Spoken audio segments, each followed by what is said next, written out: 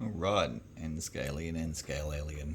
So we got the layout over here and we've been trying to get the track all sorted and perfect because as one of our inspirations on YouTube says, if it's not perfect all the time or something, if it doesn't run all the time, it's not good enough or something like that. it's got to be super reliable. So there's a bit of a hump here where it goes over the bit of a wood that we made to join the table, so it's slightly higher there. So I've ground that down, which required pulling out the ballasted in, they call them turnout or point. And this one over here too has been having some issues. So this is one of the only bits of flex track on this layout. It's also one of the only bits of track original to this layout before when I bought it. It already had sort of this here, but we'll see how we go with keeping it. Don't know, there's just something over here that makes it derail, so sometimes. And then we've got coming into the what do you call that there, road crossing thing, this and that, so that's all well and good. So we figure we'll pull this one out as well. Again, it was ballasted, but what we want to show you, I love that, but I think that's what old mate says on YouTube. So this is inside a Kato N-scale turnout points. Yeah. So somebody told us that the frog here in the middle, it can sit low on some of these, and it certainly can. So you take it off with the screw right here that the pinky finger's pointing towards, and then he was using Kapton tape, I think it's called, the electrical one, but I've just got bodgy old electrical tape, sticky tape, and I've got two pieces at the back. You can kind of see that yellow stuff under there, and there's one piece at the front just here. You can kind of see it down in there a little bit, and that's just made it way more level. It's still slightly down, isn't it? No, it's not really. Basically, you run your fingernail across it, and good. So we do that. We're just trying to make these reliable, right? So the ends of the rails themselves as well. We've got the tiny diamond file right here. So we get the tiny diamond file and we take off the actual corner at the very top corner there a little bit. Yeah, and then also on the inside of the rail where your flange is going to run, and we just sort of chamfer that too, tiny bit. Yeah, chamfer it from the top, chamfer it from the side, so as that your things can't get caught, your flanges. So the other thing that we do is pull out that little black plastic thing that keeps the, what are those rails called, point rails or something or other, I'm not sure the name of them exactly right now, by pushing this little black clip in the backaways direction. And then I take a pencil, lead pencil, but it's not lead, right, so it's graphite, and then just put some lead pencil just there where it's going to run, just to make it that tiny bit more slippery. And I did the same under here. I've just put this one back together, so whatever, I'm not going to pull it apart again, but just same thing, just along there where it runs. In fact, it looks like you can sort of do it without pulling it apart. If you have graphite powder, I guess you could also put that, but I was somewhat worried about electrical conductivity and whatnot. So that's well and good. So the main thing that I do, but which has made them great again, because this is all of the pressure that they have to change tracks, is this tiny bit of wire spring. Ideally, I'd like to get thicker wire spring or whatever, I don't know. Thicker wire spring and stronger electromagnet. This one here, I thought, what if I replace these bodgy magnets with neodymium? But anyway, I haven't done that yet either, nor do I believe that you need to necessarily. They seem to work good, but this black plastic thing is connected to your lever that sticks up the top, so of course it's got to be clean and everything. But the main thing what we want to do, that runs across the base plate, or whatever you call it, bottom cover. Yep, and it runs along. If we lay it all out in bits. Alright, so it runs along pretty much like right there. So what you do, you take that and you rub it on there, and you're like, bit of friction there, considering how weak that electromagnet is. So what I'm going to do is take the diamond file, and I'm going to diamond file the back face of this. Now I just hang it off the edge of the bench just so it can sit down flat, because I want to keep it flat. And we're going to be able to hold this camera. Not really, because I've got it up the wrong way for that. Let's see. Not too bad. Alright, there you go, something like that. Hope it stays in focus. If not, you know what we're doing. So we're just going to run the diamond file on there. Any high spots shouldn't really be that many, if any, along the whole face of it, I guess it's called.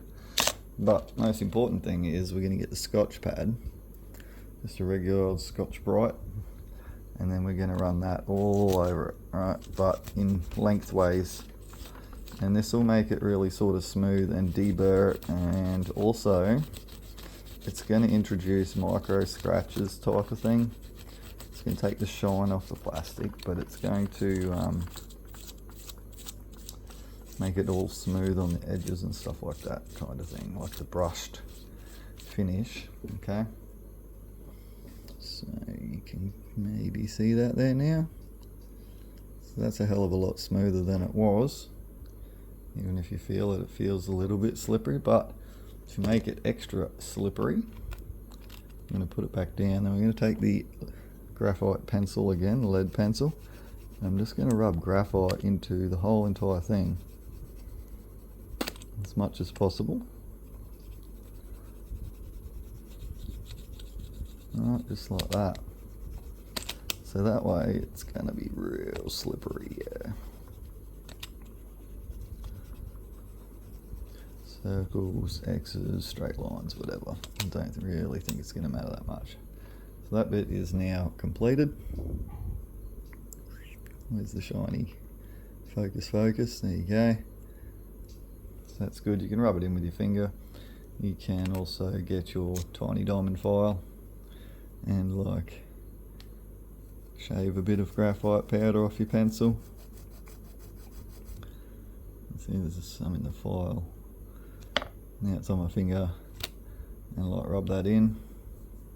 Now it feels really, really slippery. It's good, right? So also the part where that rubs on, this is more to the point, is right here.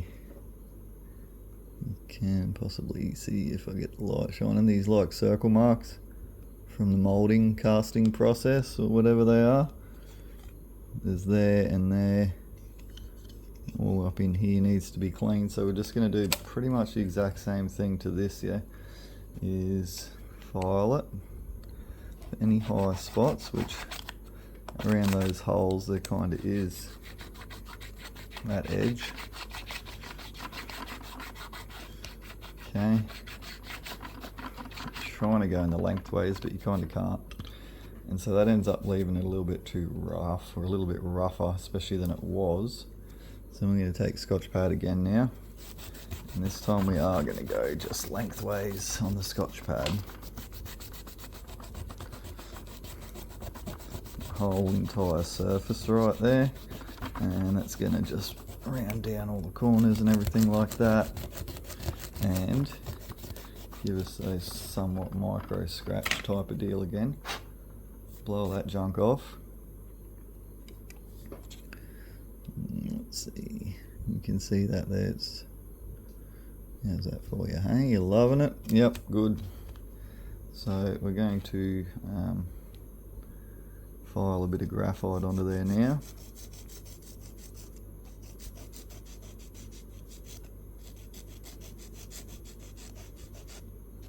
Okay, hopefully this works after doing all this. Okay, I'm going to just rub that in to get it into all of those places. Most of it goes into your fingerprint, but that's alright. No one died of lead poisoning, have they? You can see that there, and then I'm going to take the pencil again. I'm just going to pretty much just do that whole surface. So there's some there for the future. Even there, even though it's not really a rub surface or whatever you'd call it, sliding contact surface. A couple of crosses, and it's got graphite on there now, yeah. Somewhat ingrained into the surface. So now's the rebuild time. The rebuild is the fun part sometimes. Fun meaning horrible. So you got to take your little black slidey thing, got to make sure that your electromagnet hasn't came out of its spot. If it has, it sits right in there in that little bit of holster, and then you got your dodgy bit of wire, yeah. So you want a little tiny picky screwdrivering type of device, and that's gonna end up in your black plastic. It needs to be in the middle. Not sure why they make it to where it can come out of the middle. Maybe if you want to preload it one side or the other or something, I'm not too sure. It's such annoying. It's so finicky and precise. Now the main thing you want to do as well while you're doing this is the end of your black plastic slider has that little hook, and up in here is the little electric switching device element, or whatever you'd want to call that, and as you slide this, that rotates that little bit, but that little hook, you got to get it in there firstly. That's your first mission, should you choose to accept it. Okay, and then you got to make sure you can feel those magnets against the electromagnet, and that's working good, but maybe I've completely fluked that. Let's have a look on this side. Completely fluked it, I think. I don't trust it. There is a little tab for that wire to go in under the bottom of the black plastic. Yep, that went straight in. So that's good. So obviously you need to make sure that it functions and operates. Let's go over here and look. Oh, it's crisp, although could be crisper. No, it's alright.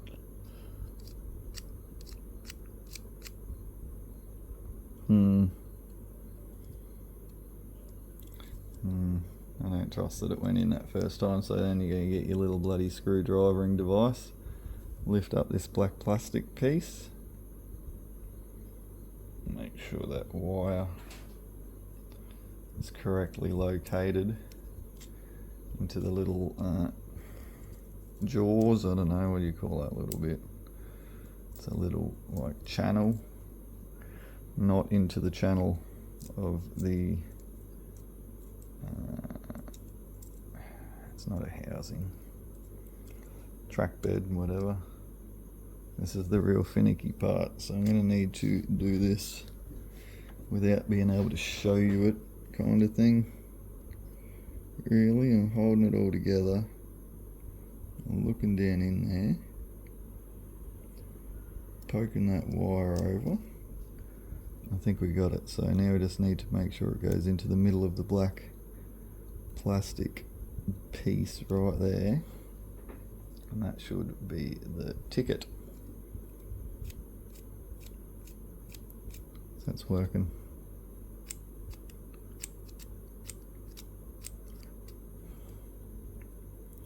It's working good. I feel a little bit grabby somewhere. Not really, feels good. Alrighty, so time to put the bottom on without messing everything up. Put it on, give it a bloody little wriggle, and then you're just going to whack all the screws back in, yeah.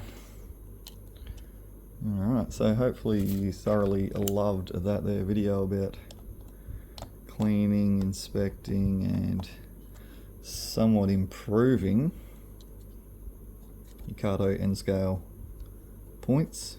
You call them points, you call them turnouts. Let us know in the comments you like the video, because I sort of did a bit of searching and most people are talking about how to sort of wire them, this and that. There's not really many people talking about rebuilding these. Like I said, shout out that person, I've no idea who it was, that showed me about that there, lifting up the frog, and that the frog can be low on lots of them, because most of them were like that, honestly. So I've rebuilt quite a few, and yeah, it takes, like, you know, a little bit of time per turnout or points, but honestly, when your loco and your whole entire train doesn't derail all the time, fully worth it. If you're not having derailing issues, oh man, I'm so jealous, because I'm having a fair few. But in saying that, we'll do a layout tour a bit later, but we run 3% grade around corners, up and over the suspension bridge, and then down 3% grade. But this points turnout right here is actually on a little bit of a grade. You definitely don't want that if you can possibly avoid it. But this one's not giving me any problems really. Just takes a lot of time to get it level and square and all of that, and without having big gaps. Look, there's a gap in the rail right there, so we'll try and deal with that. Probably put a little bit of either solder or super glue in that little gap right there, fix a few of them. But that's just the way the cookie had to crumble for me for my layout, because we want to come out of 3-track staging and onto the main line. Right here we have a re-railer built into the track bed. That's a Kato re-railer, and then off we go, up and around the corner and over there and everywhere else. So it's pretty bloody good, honestly. Doesn't give me much trouble.